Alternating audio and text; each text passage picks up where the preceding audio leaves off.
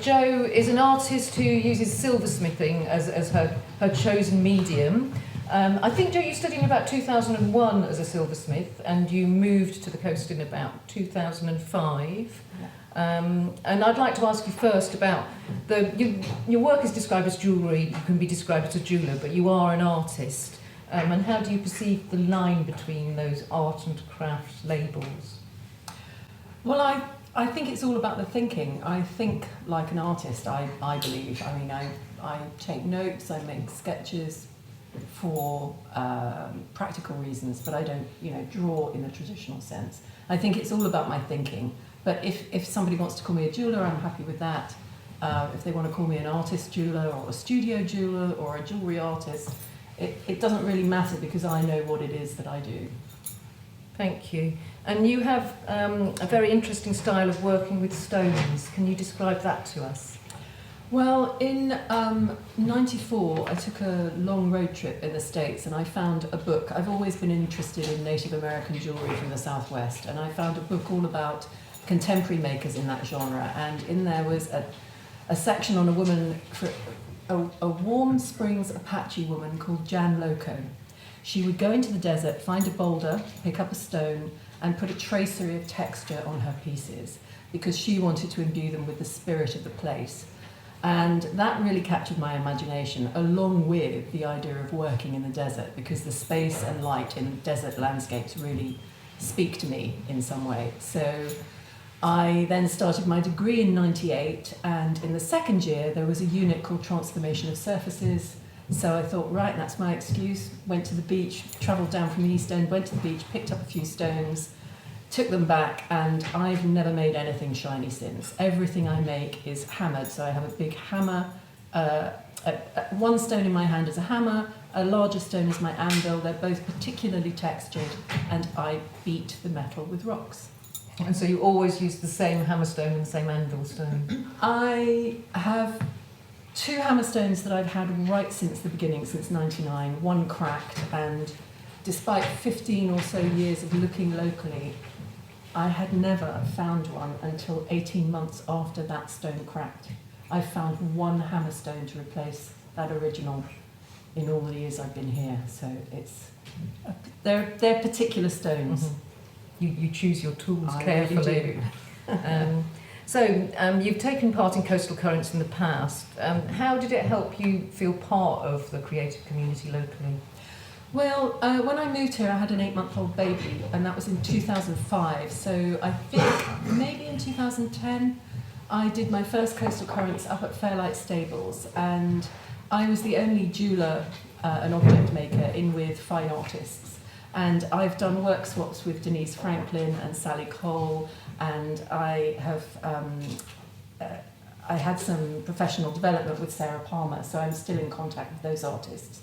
Coastal Currents wise, we also opened up a large room in our house one year and collaborated with, I think, 5 other artists. And then more recently, I've shown as part of Coastal Currents just at the weekends putting my tools in the window of a local shop down the road from me, and I've had my work kind of pop up at the weekends.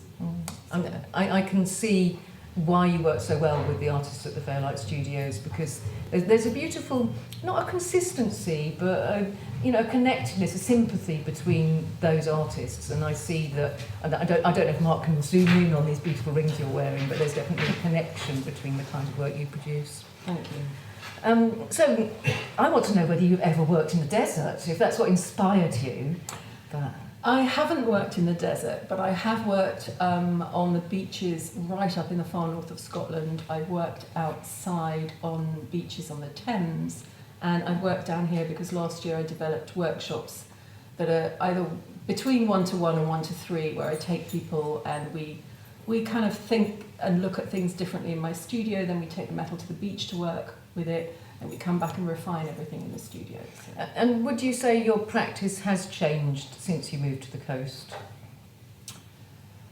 I don't think there's a connection with the coast that's had an influence.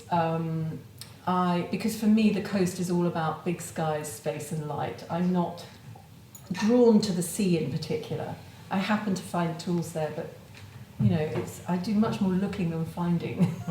But the fact that it has that big space and light is important to you. Yeah. You'll get it in a desert, but you do get it on Absolutely. our pebbly coast. Yeah. So can you tell me a little bit about your latest work? You've been working with sentimental jewels, that'd be one way of describing them, but how would you describe it? Well, in lockdown, I decided to use only what I had available, and I had inherited a set of rings from my grandmother's and various other bits and pieces. So I would call it heirloom jewellery, if you like. So I deconstructed the rings. I took the elements that were important to me, many of which were really, really worn and much repaired, but they were the elements that made me connect visually with the hands that had taught me to knit and make pastry and, you know, put plasters on my knees when I was a kid. So I made a pair of brooches that I wear a lot, and I also deconstructed two eternity rings, one of each had belonged to each grandmother, and I have the stones of those eternity rings in a ring, within a ring, under this big rock crystal cabochon. So it's called Double Eternity, and so when I wear it, you know, I've got both grandmothers with me. But through that, I realised that I had developed a vernacular within the language of my making, which is long established, to use cut gemstones, rough gemstones and objects. So that took me down a road where I was showing my jewellery with the heirloom content, but there was a missing link. You know, people responded to it, but they didn't really come to me with their bits and pieces. So what I did was I decided if I had a theme, I was good to go. So I started working on what I call celestial jewel narratives, and I made jewels for sky gazers, sun worshippers and moon bathers. So that's how that's developed in the last couple of years. That's beautiful. And I remember coming to one of the recent Sussex Guild shows here and seeing your work there. And you work a lot currently, or you were then working with frames where the jewels are within a kind of a framed shape. Yes, boxes really have always fascinated me. My first proper piece of contemporary jewellery, if you like, was a box on a piece of string. And so the box for me, it's containment, it's occupancy and vacancy of space. If it's an open box, it plays visual tricks. Do you look into it or onto it? These are boxes, if you like, they're houses for the natural form of the crystals, which are aquamarine and imperial topaz.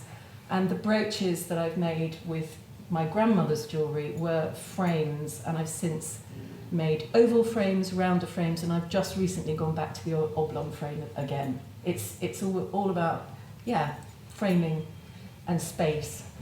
Framing and space. Have you got any other plans on the horizon? I have. I've just done Collect International Art Fair at Somerset House, which was amazing, and I'm waiting to hear what, if anything, will come out of that. But what I've got on the horizon is I gave a talk about my work last year to the Association of Contemporary Jewellers, and the guest speaker happened to be Professor at a really amazing university in Germany, and I've been invited to be artist in residence for 3 months with the jewellery and gemology course at a place called Ida Oberstein, which is traditionally the world centre for top quality cut gemstones. So I'm going to be asked or taught the basics of how to cut gemstones, and I think we're all quite fascinated with what will happen. Will I like it? Will I have a feel for it? Because I obviously have a feel for working with stones as tools, but whether that will translate with me having a feeling for stones being worked with metal tools, that's the question. So I'm really excited about that. Yeah, really exciting. I'm going off in about three weeks or so. Fantastic. Well, we look forward to seeing the work that comes out of that residency. It sounds amazing. Thank you very much, Jo. Thanks.